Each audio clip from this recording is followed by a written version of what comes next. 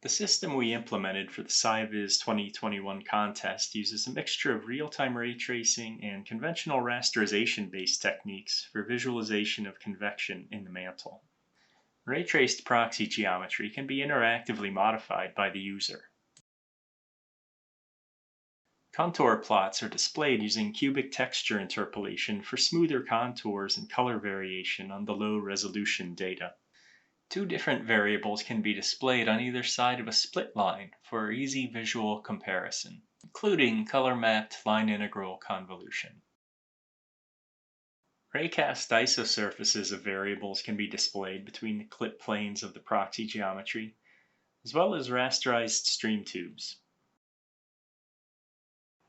Looking at isosurfaces of temperature anomaly, we can see regions of relatively cool material near the surface, descending into the mantle. The stream tube view shows networks of shallow descending slabs, where several of these come together. A much deeper slab avalanche may develop, which can descend all the way to the core.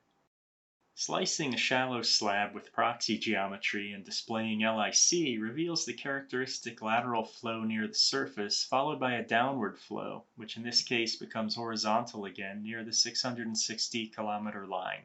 Some other slabs are just diverted at that depth before continuing toward the core.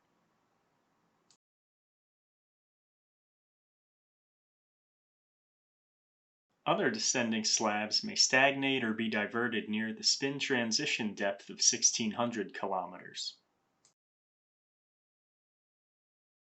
LIC can show other convection cells below the 1600 kilometer line, causing slabs to be diverted. Here we see a slab and plume both being diverted.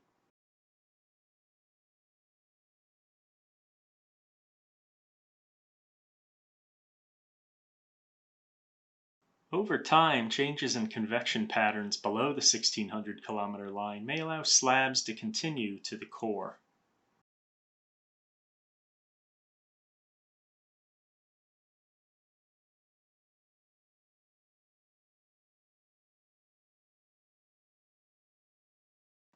Plumes of hot rising material originating in the core may also stagnate or be diverted at a depth of 1600 kilometers.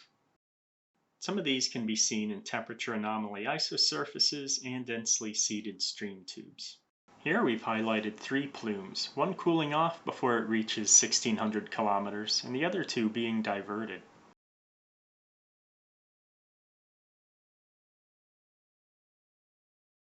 LIC can reveal the convection patterns around diverted plumes. Often we observe that in regions of layered convection, the plume wraps around small, deep convection cells. Plumes also tend to stagnate or be diverted at a depth of 660 kilometers, like this one being suppressed by the cold slab above.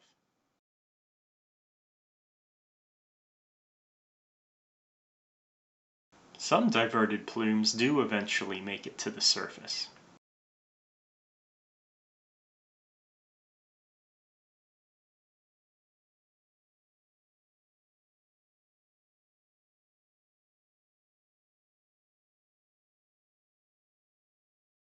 Correlations between scalar variables can be explored visually by dragging the proxy split line and comparing color variations in contour shape and thickness. Here we see that negative spin transition induced density anomaly near the core corresponds with upward flow.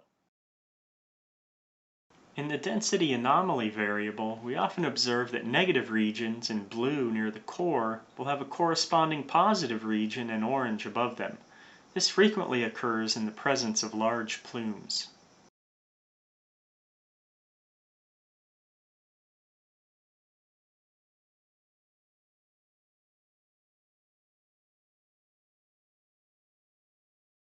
For large slabs, we generally see the opposite situation. Positive density anomaly near the core with a negative region above.